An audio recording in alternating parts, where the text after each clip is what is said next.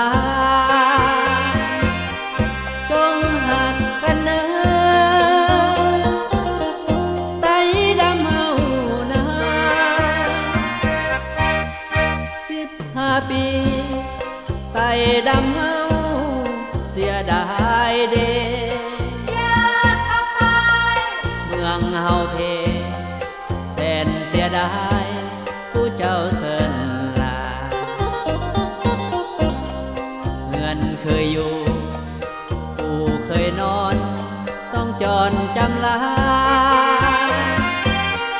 ปากให้ปานาน้ำตาไตไหล15 ปีที่ไต้เฮาเสียแดนเมืองเคยห่วงเหืองหมู่ข้าน้อยอยู่สุขสบายลุงแกงตาได้สร้างสาบ้านเมืองไว้หาบัดนี้จากกายไต้เสียดายเด้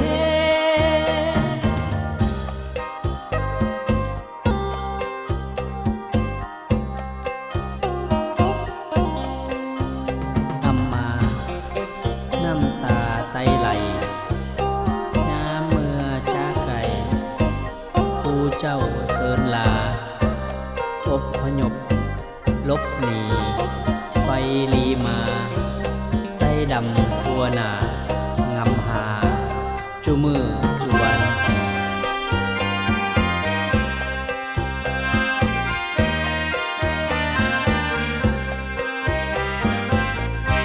15 ปีที่ไต้เฮาทางแดนดินจงเอ็นดู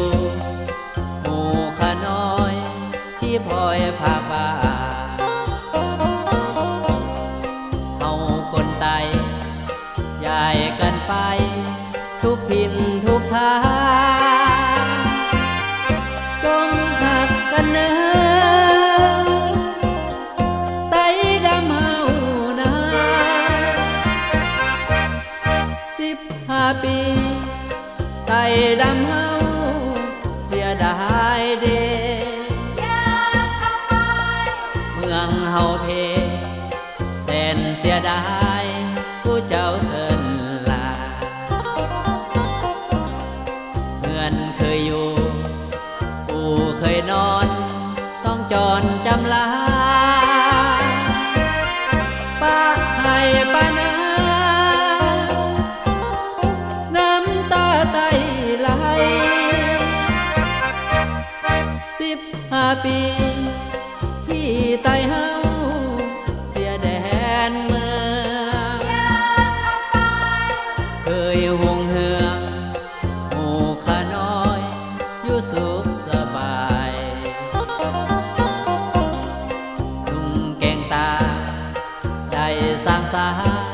บ้านเมืองไว้หาบัดนี้จากกายไต้เสียดายเด้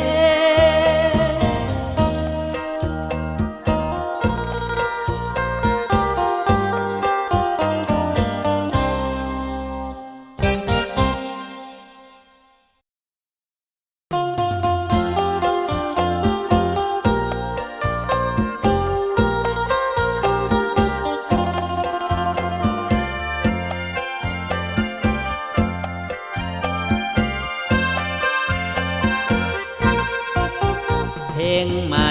ออกมาอีกแล้วขอเชิญน้องแก้วออกมาลำวงน้องสาวเจ้าอย่ายืนงงเอาละว่าน้องสาวเจ้าอย่ายืนงงหีบมาฟ้อนลำวงเถิดหน้าแม่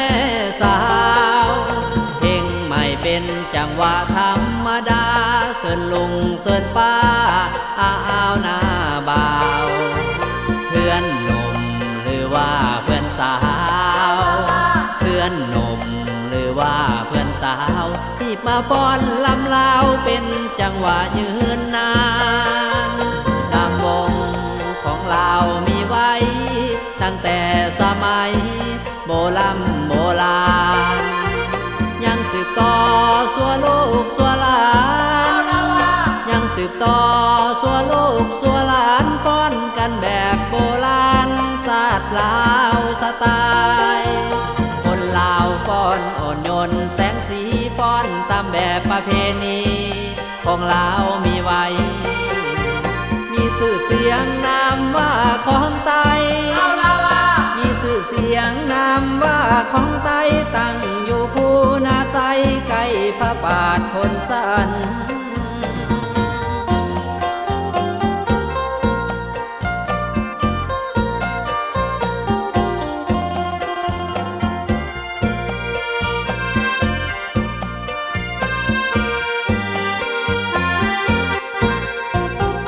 ลำวงของเรามีไว้ตั้งแต่สมัยโบราณยังสืบต่อ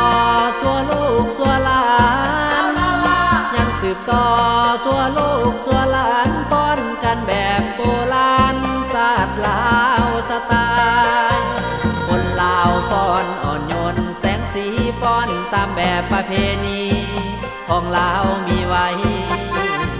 มีชื่อเสียงนามว่าของไตมีชื่อเสียงนามว่าของไตตั้งอยู่ภูนาไซใกล้พระบาทพนสัน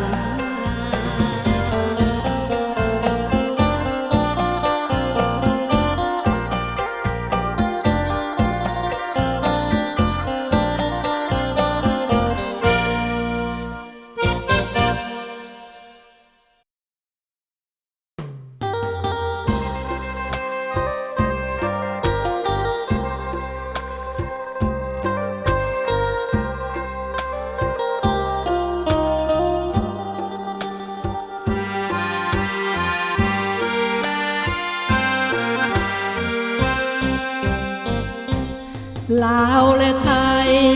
นั้นได้เป็นมิตรเที่ยงแท้บ่ได้เปลี่ยนแปลงร่วมทุกข์ร่วมสุขกันมายามยากจนขัดสนเคยได้พึ่งพามีข้าวมีปลาไปมากันเวียนวนลาวและไทยบ่ได้เป็นมิตรอย่างเดียวลาวไทยกลมเกี่ยวสัมพันธ์จากแคว้นมองโกลหลายพันปีศัตรูย่ำยีปีปนลาวไทยมองโกลจึงหวนแยกย้ายกันไปไทยและลาวกกเขาเงาคอคุณมุรมเป็นพ่อต้นต่อสวนศาสตร์ลาวไทยก่อนเคยมีอาณากว้างใหญ่เป็นศาสตร์ที่ศรีวิไลลาวไทยพากันสร้างแปลงลาวและไทยนั้นได้กินข้าวห่วมผ้าวันศีลวันพระทำบุญร่วมกันเศร้าแลงข้าวและเกลือที่เคือกล้วยอ้อยถั่วแตงลาวไทยนั้นเคยได้แบ่งเศร้าแลงเคยยื้อเยี่ยมยาม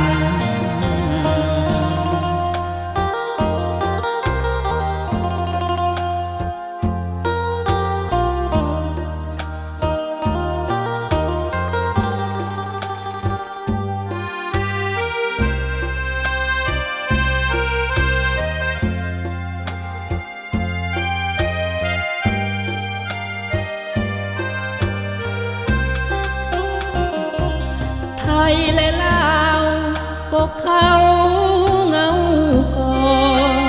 คุณบุรมเป็นพ่อต้นต่อสวนศาสตร์ลาวไทยก่อนเคยมีอาณาก เป็นชาติที่ศรีวิไลลาวไทยพากันสร้างแฟนลาวและไทยนั้นได้กินข้าวห่วมพาวันศีลวันพระทำบุญร่วมกันเศร้าแลข้าวและเกลือพี่เกลือกล้วยอ้อยถั่วแตงลาวไทยนั้นเคยได้แบ่งเศร้าแลงเคยยื้อเยี่ยมยาม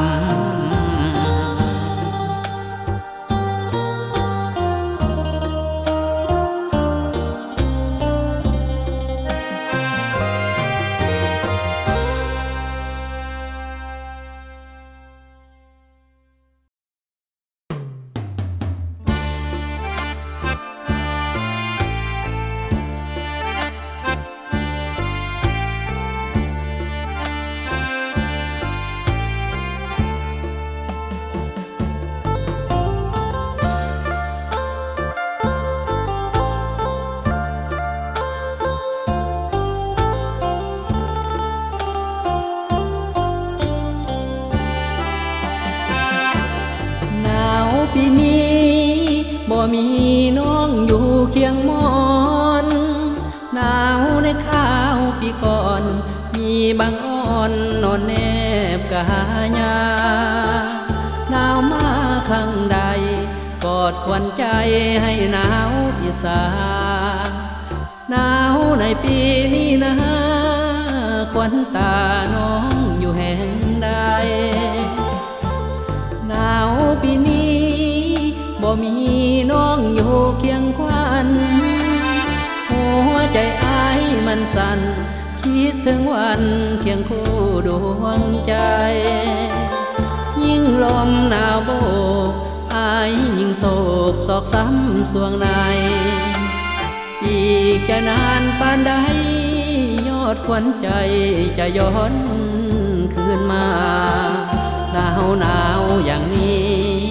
คนดีน้องอยู่อย่างใดหรือมีคนหักใหม่คอยเอาใจให้อุ่นอุราหรือยังว่างเปล่าโศกเศร้ากำกืนน้ำตาอ้ายมีแต่กาน้ำตาไหลหลั่งอาปาหนาวปีนี้คนดีน้องอยู่กับไผอยู่กับคนหักใหม่หรือดวงใจมองไม่ควรค่าน้องมีความสุขหรือว่าทุกข์อย่างใดนอนางอ้ายมีแต่อ้างว้างนางเอ้ยนางอ้ายแสนระทม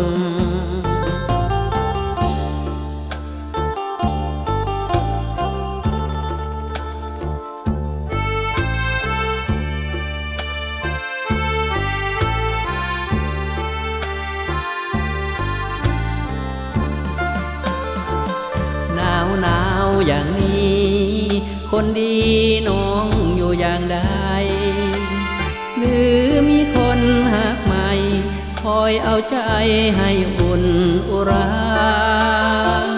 หรือยังว่างเปล่าโศกเศร้า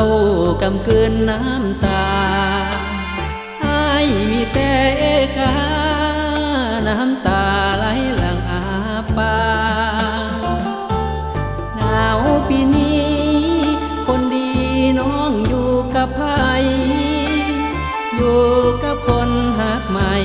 หรือดวงใจมองไม่ควรค่า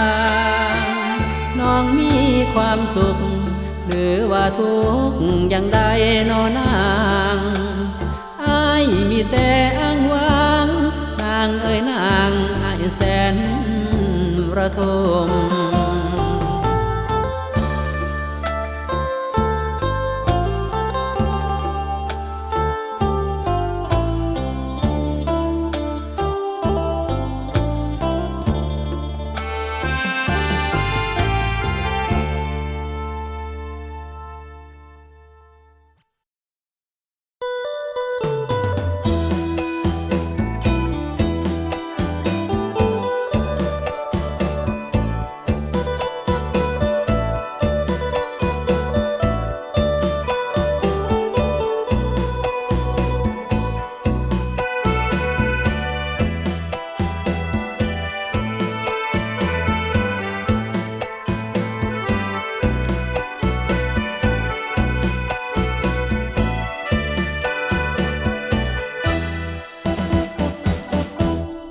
จากกันไปหัวใจอะไรหาจำจากไปใกล้ตาขอลาขออย่าโศกเศร้าอย่าห่วงใยอย่าวอนคงบ่นานจะหวนย้อนมาพบกันจากกันไปหรือไทยอย่าลืมลงจากวันนี้ก็คงพบวันหน้าหากคิดถึงเบิ่งดาราเบิ่งดวงจันทร์สายตาคงพบกันในจันทรา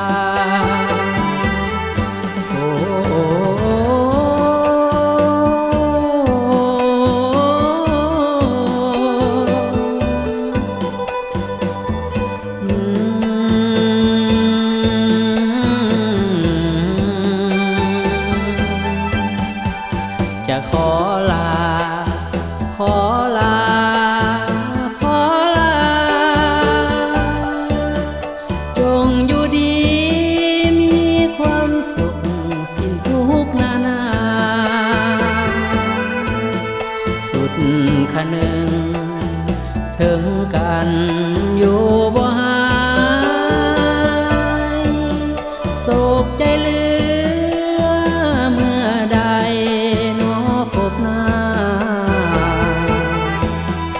จากเพียงกายส่วนดวงใจและวิญญาณทุกนาทีทุกเวลานี้ไกลกันโอ้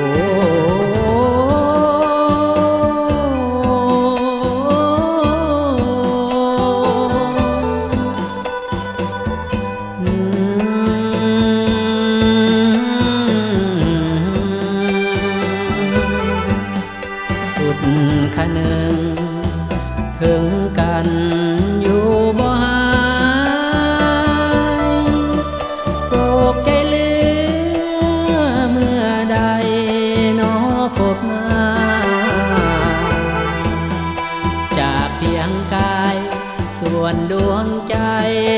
และวิญญาณทุกนาทีทุกเวลานี้ไกลกันโอ้โอ้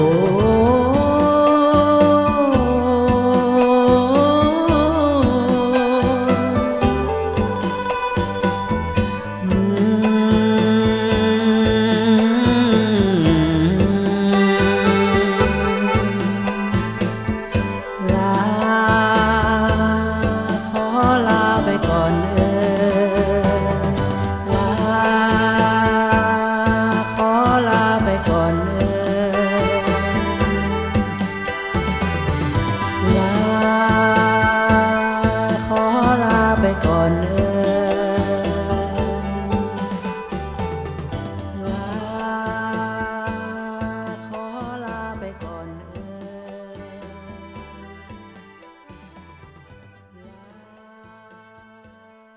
ขอลาไปก่อน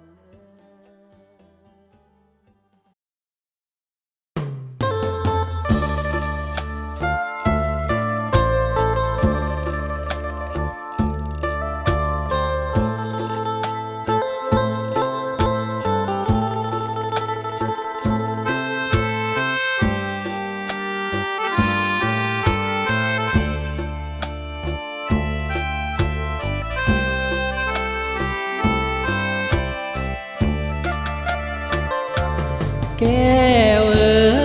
ยเจ้าเป็นยังลืมคอนหลงลืมบ่อนลืมคอนเคยอยู่อาศัยจากคนนี้แก้วนี้ไปมีคนใหม่เจ้าเครียดเจ้าสั่งผู้ใด หนีไปอยู่ไสนอแก้วแก้วเอ๋ยเจ้าเป็นหยังลืมหังไปบ่สั่งลืมหังเมื่อครั้งก่อนเก่าเครียดให้ไผแค้นใจอันใดโนเจ้าหรือมีไม่แล้วลืมเฮาน้องเจ้าแม่สาริกาจากไปแล้วหนอแม่แก้วลืมคอนลืมทุกบ่อนลืมคอนลืมคนเลี้ยงมาลืมข้าวน้ำคงทองเคยอยู่สุขาไปแล้วบ่หวนกลับมาแม่สาริกาหลงหังแก้วเอ๋ยหากสิ้นคนอุ้มสู่จงขึ้นสู่คอนเดิมน้องอยู่แต่หลังยังคอยท่าแม่สาริกาหลงทางสิห้องหัวใจอ้ายยังเป็นหังตอนหักแก้ว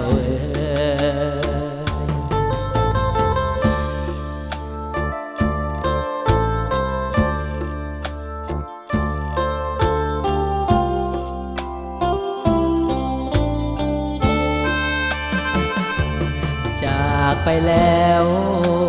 หนอแม่แก้วลืมคอนลืมทุกบ่อนลืมคอนลืมคนเลี้ยงมาลืมข้าวน้ำกงทองเคยอยู่สุขาไปแล้วบ่หวนกลับมาแม่สา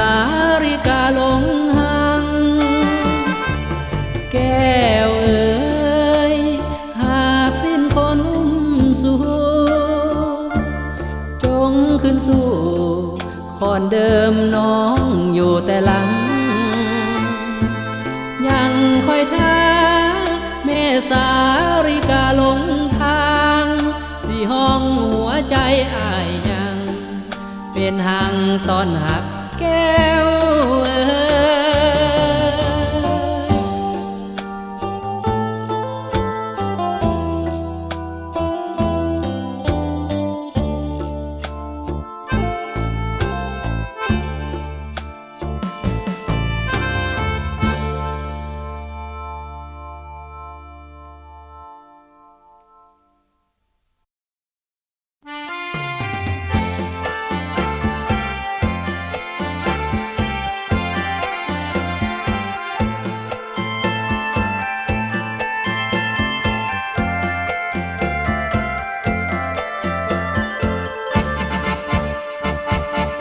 เป็นบุญสุดแส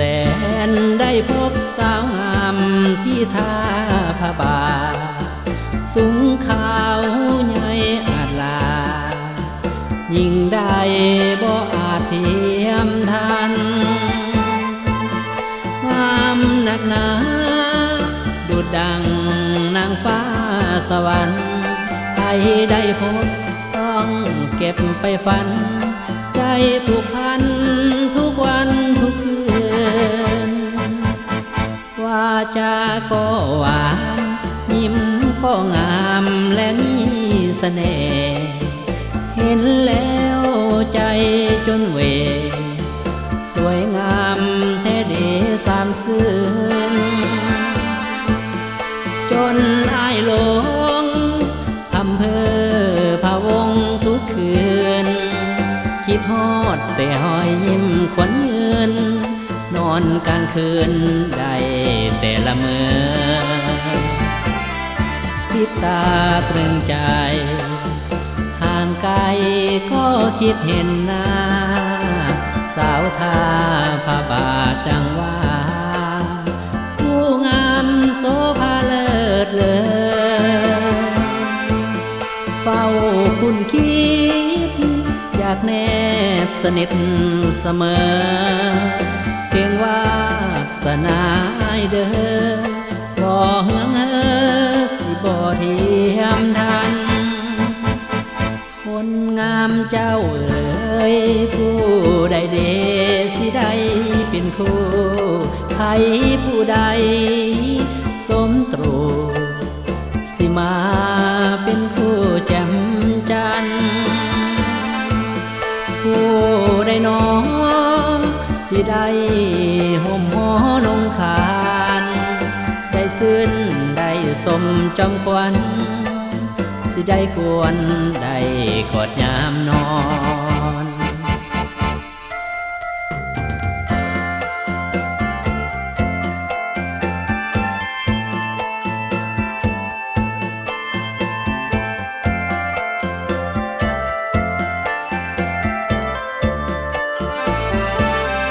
ติดตาตรึงใจห่างไกล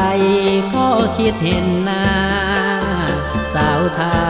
พระบาทนั้นนาผู้งามโสภาเลิศเลอเฝ้าคุณคิดอยากแนบสนิทเสมอเก่งวาสนาอ้ายเด้อบ่เฮืองสิบ่เทียมทันคนงามเจ้าเอ๋ยผู้ใดเดสิได้เป็นคู่ใครผู้ใดสมตรูสิมาเป็นคู่แจ่มจันทร์ผู้ใดน้อสิได้ห่วมหอนงคานได้ซึ้นได้สมจอมควันสิได้กวนได้กอดยามนอน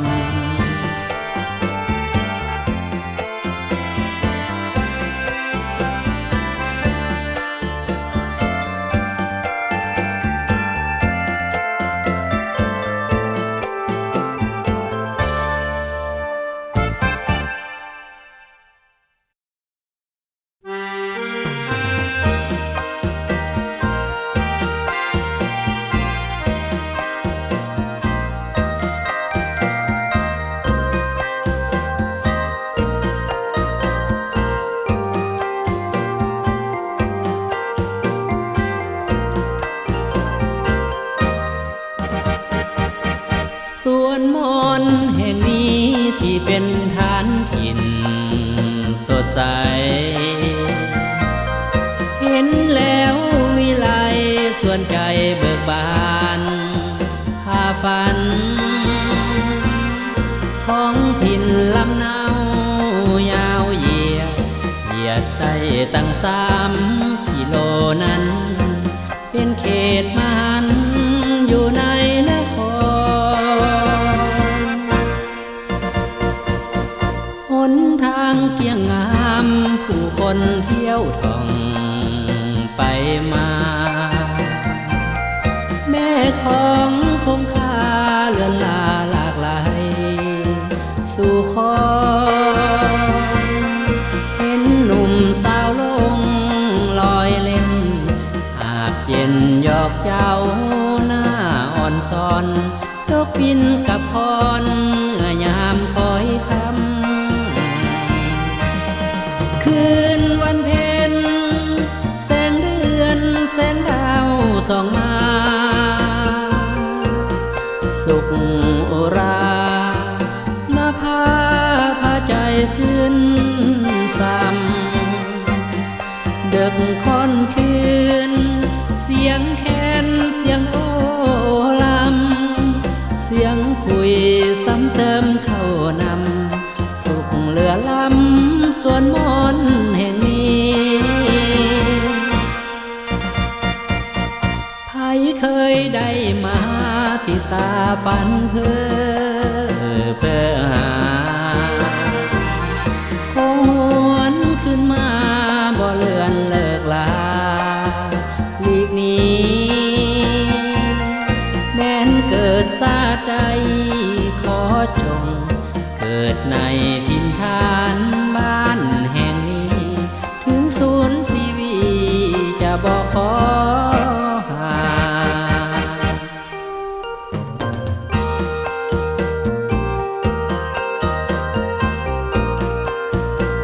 ค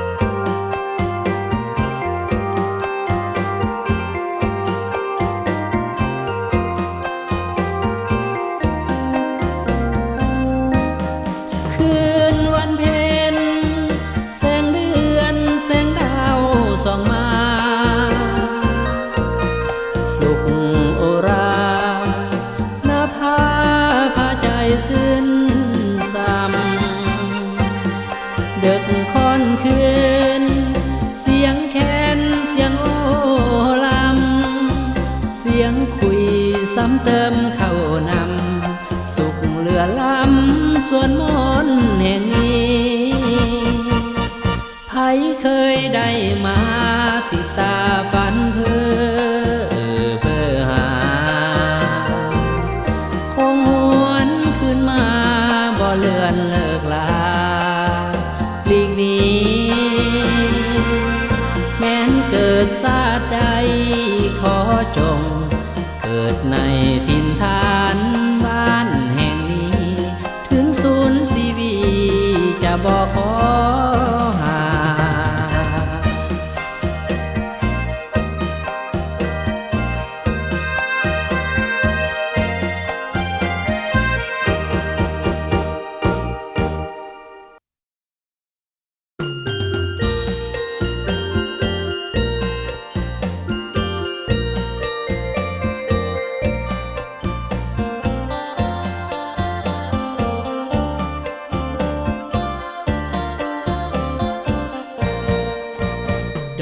ดนมาเห็นกันเถื่อหนึ่ง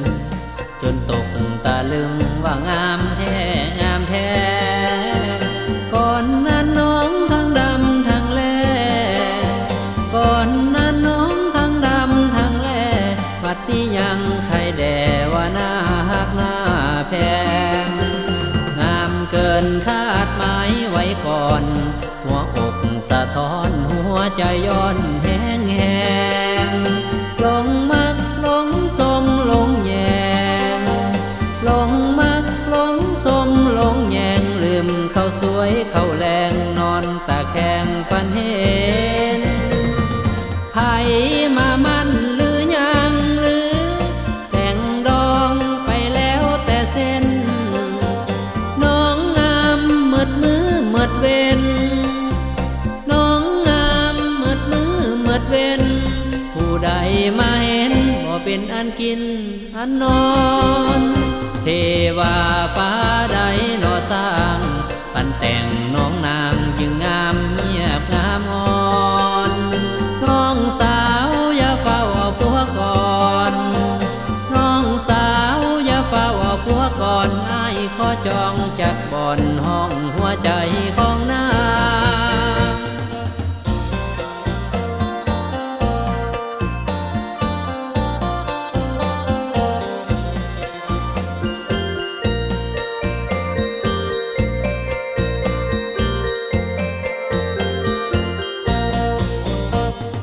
ไผมามันหรือยังหรือแต่งดองไปแล้วแต่เส้นน้องงามหมดมือหมดเว้นน้องงามหมดมือหมดเว้นผู้ใดมาเห็นบ่เป็นอันกินอันนอนเทวาฟ้าใดนอสร้างปันแต่งน้องนางจึงงามเงียบงามงอนน้องสาวอย่าเฝ้าเอาผัวก่อนน้องสาวอย่าเฝ้าเอาผัวก่อนอ้ายขอจองจากบ่อนห้องหัวใจของนาง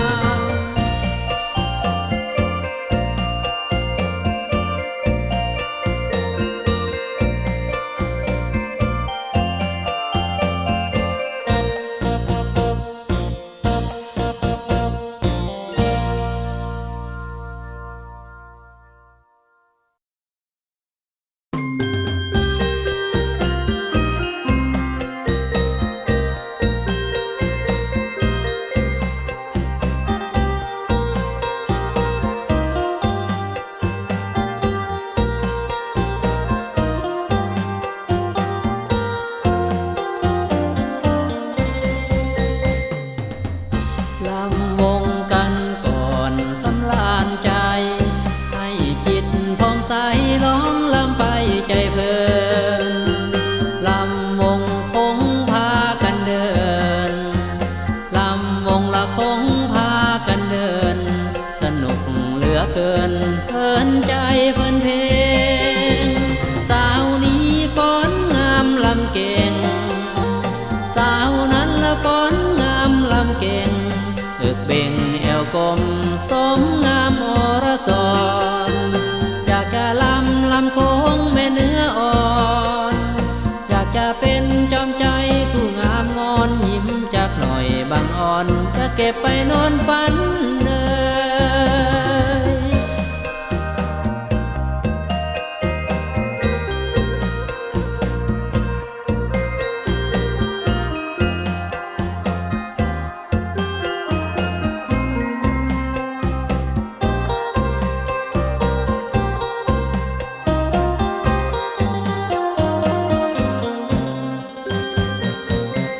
ลำกันเป็นคู่ไปลูกไผเมียไผฟ้อนกันไปเลยลำวงยิ้มลมสมเสยลำวงยิ้มลมสมเสยตามแบบที่เคยลำกันมานานคู่นี้ละสมกันดีแท้คู่นั้นละสมกันดีแท้อย่าด่วนพันแปรแสไปเป็นอื่นจงถนอมความรักให้ยั่งยืนอย่าลวนเล่ลวนลำทำฝ่าฝืนคืนของป่าเพณีเจ้าจะซึมเสียใจ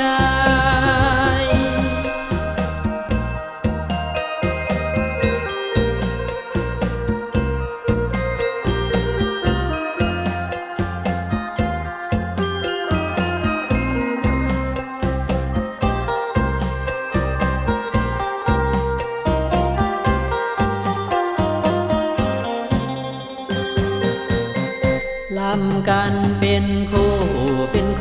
ไปลูกไผเมียไผฟ้อนกันไปเล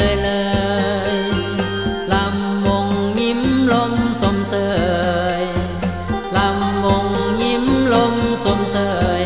ตามแบบที่เคยลำกันมานานคู่นี้สมกันดีแท้คู่นั้นสมกันดีแท้ด่วนพันแปรแส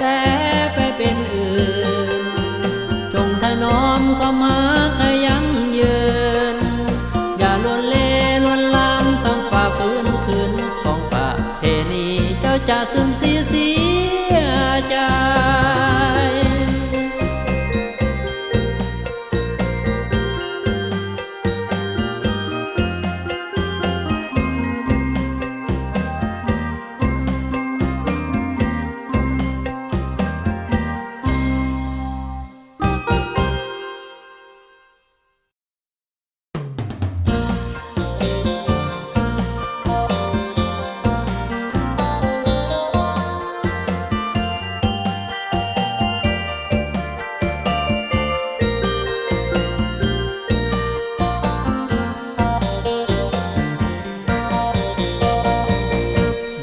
ฝากความรักให้แก่นางหัวใจอ้ายสร้างตื่นตันไว้วันสถานเหมือนดังมนตราฟ้าลันคอยเฝ้าจะเอาโทษทันมาคอยกางกันหัวใจบ่วายยิ่งมองยิ่งสวยยิ่งงามสมซื่อสมนามคนงามมีคู่หรือได้แต่แลมองควนใจที่ได้วันไว้ไม้ปองเสน่ห์นวลน้องนางฟังใจอ้ายนี้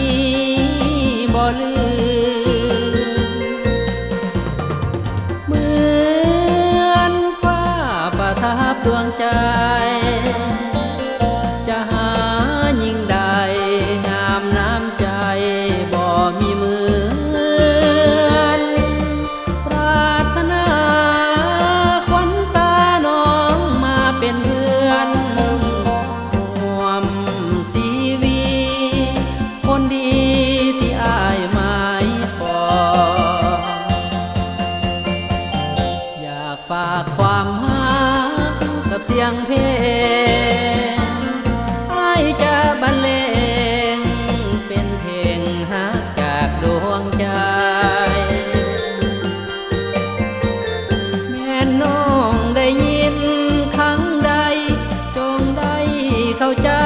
เสียทีตราบสัวชีวีอายหักน้องนี้นางเดียว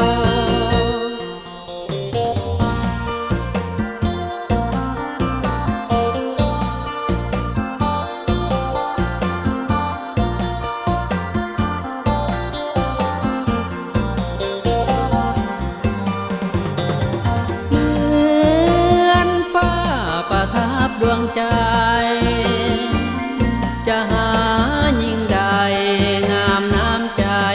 บ่มีเหมือนปรารถนา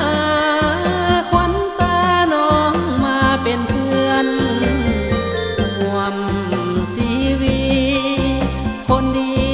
ที่อายหมายปองอยากฝากความหากับเสียงเพลงให้จะบรรเลงเป็นเพลงฮักจากดวงใจแม่น้องได้ยินครั้งใดจงได้เข้าใจเสียทีตราบสัวชีวีอายหักน้องนี้นางเดียว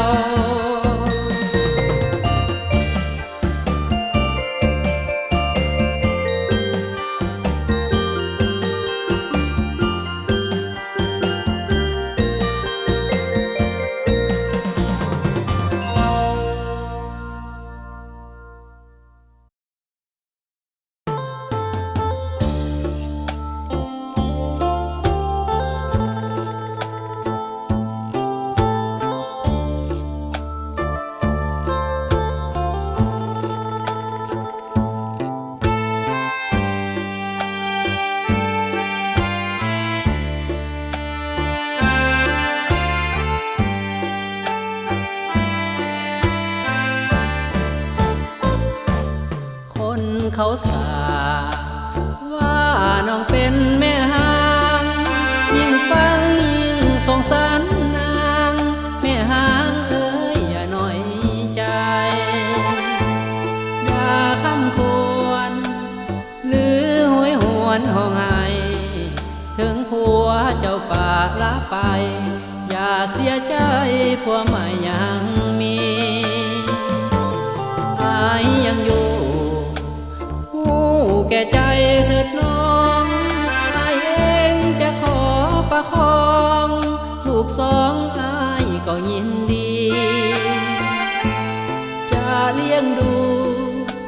และอุ้มสู่เต็มทีจะเป็นผัวใหม่ที่ดีเป็นสามี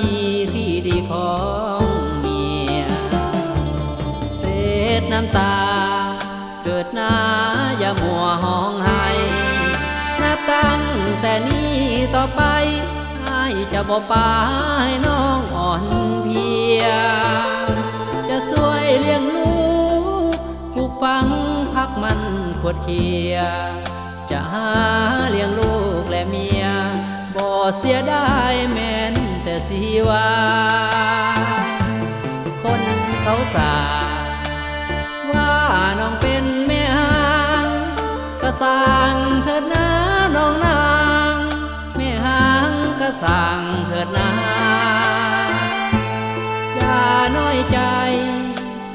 ถึงผู้ใดเขาว่าแม่หางบ่สิ้นราคานักฮ้องบ้านนาคนนี้เห็นใจ